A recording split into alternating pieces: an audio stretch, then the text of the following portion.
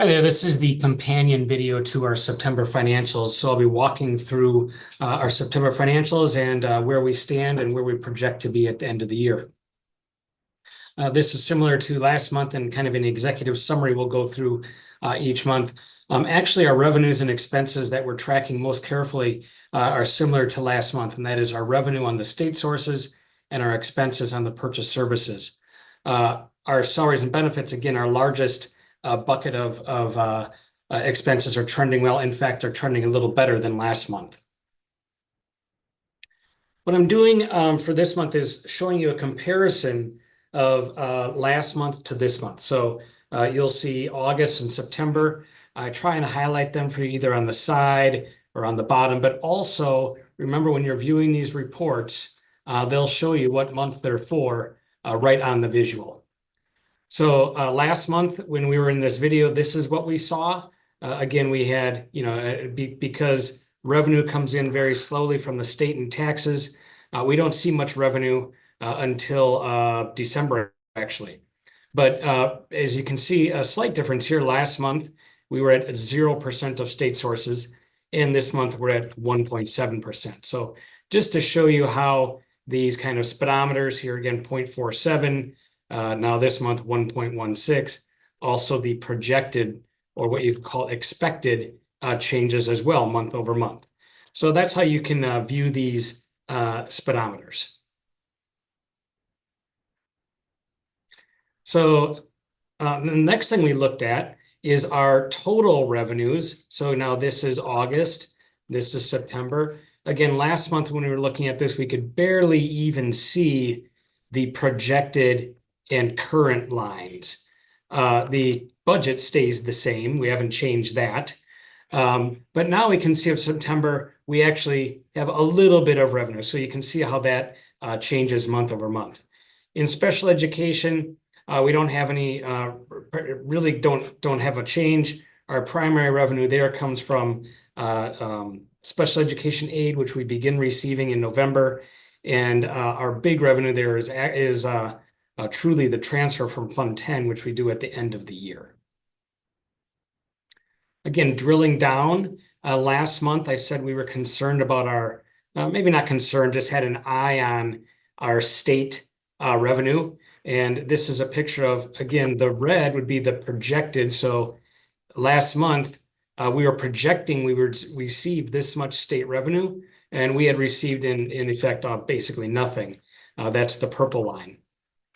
Now this month, you can see our projection again right here and what we've received so far. One thing I want to point out is the scale is going to change. So the scale right here in yellow is going to change month over month. As we receive more revenue, the scale is going to change. So if you're looking at these two side by side, just be careful not to forget that the scale does change. In a second, I'll talk about why I'm not really worried about our state revenue, but I wanted to show you how this works. Okay, now again, we have, this is taking away from graphs and now going to a chart. Again, August versus September. Again, I'm tracking most closely our state sources. And you can see last month through August 31st, we had received actually a negative dollar amount. This month, sorry, we're up to 548,000. So we went from 0% to 1.7%. Again, that's less than our trend or what we'd expect, but I'm going to explain that next. So finally, then we have our actual projection. So local, that's primarily going to be taxes. State is almost going to be all one form or another of state aid. Federal is primarily grants, and then we get a small amount of other. Now, here's why I'm not very concerned about these variances. Because of where we fall in the state aid formula, our revenue stream from the state isn't consistent year over year. So it's hard to build a trend. The other reason I'm not concerned is unlike some states where state revenue can change throughout the year. So there are states that do a student count, for instance, every month, and that could impact their overall revenue from the state. Here, once our revenue cap is determined and the state certifies our state aid, we have a certain, we can be certain how much state revenue we're going to get. And so that's why I'm not concerned about this negative, what appears to be a negative variance right now, because while the money might come in at a different time this year than last year, we are certain of how much money we're going to get from the state. On the flip side, I'm not overly optimistic that we're going to end up over 500,000 to the plus on our federal money. That's primarily grants. And this has to do, the reason it looks so good this year is simply due to timing of when we have submitted our grant claims. So I would expect that variance to be almost zero. And overall, I would expect our revenues to come in very, very close to budget. So now we're going to talk briefly about expenses. Again, I've got the two speedometers here for you. We've got last month versus this month. As we look at our overall expenditures, we can see as of the end of last month, they were at 7.78% compared to a projection of 6.82. And this month, we're at 15.51% compared to a projection of 13.93. So then the thing that I look at first is, well, how are we doing on salaries and benefits? Those are the things that we really can't control during the school year. We've got people locked into contracts. So once we get the year started, we have very few levers we can pull as far as controlling those costs. So last month we were, ever so slightly over the projection. We were at 5.87 compared to a projection of 5.78. Now we're ever so slightly under. So as of the end of September, we're at 13.66, and we were projected at 13.87. So I like that trend. Either way, really, we're right on budget. I am very curious to see what happens the next 2 months because that's as we implement the health insurance premium for employees, that's going to impact the algorithm, and I'm going to keep very close track of that. Now, the spots where I thought this would normalize, and it hasn't yet, is our other objects. So you can see we were about 6% ahead last month, and we're still about 6% ahead this month. So that's what I have my eyes on right now as far as monitoring those things. Again, similar to our revenues, just showing last month, our total revenues, total expenses. Again, this is last month. You can see our projection was here, the blue line. Our current was the purple. Budget in the on both graphs is the light blue. Here again, this is where we projected to be. This is where we actually are, so kind of ever so slightly ahead. On special ed, we're right on track. So we talked about where we were doing well and then where I want to keep my eye on. So again, also want to point out, just like in our revenues, these scales change on this graph. So here we're looking at our expenditures by object. So these major objects, salaries, benefits, purchase services, etc. And we're looking at the projection, so where we thought we would be compared to where we actually are. So as you can see, last month, we were ever so slightly, I'll say ahead, spending slightly more than projected on salaries and slightly more than projected on benefits. And you can see it has kind of flip-flopped, which is what we would hope for. We're actually like right on with salaries. And then you can see with benefits, we were ever so slightly under. So positive news there.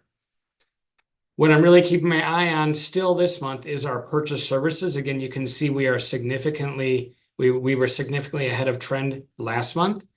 We're still ahead of trend this month. And something else that flipped, and this will happen early in the budget cycle. Again, we're only 3 months through. Our non-capital objects were trending to underspend last month.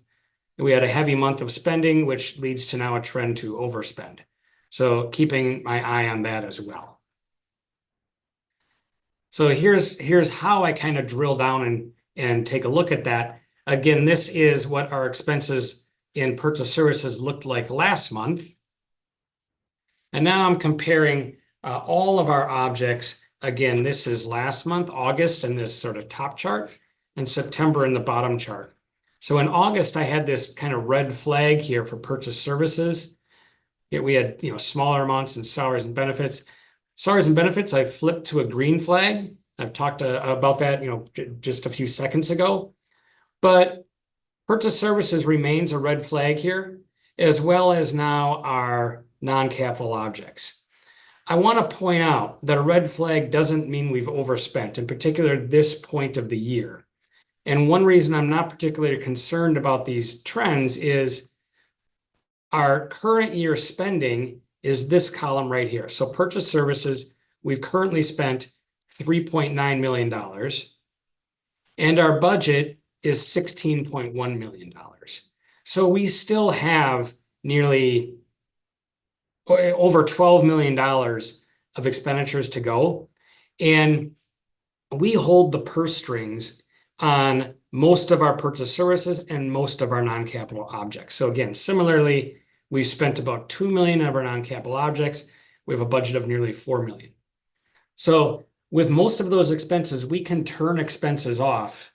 And by that, I mean stop buying supplies, stop buying many of our purchase services, to control these costs. Should it get to be, say, December, January, February, and we're still seeing variances like this, and our expenses are creeping up close to budget, that's when we will significantly ratchet down.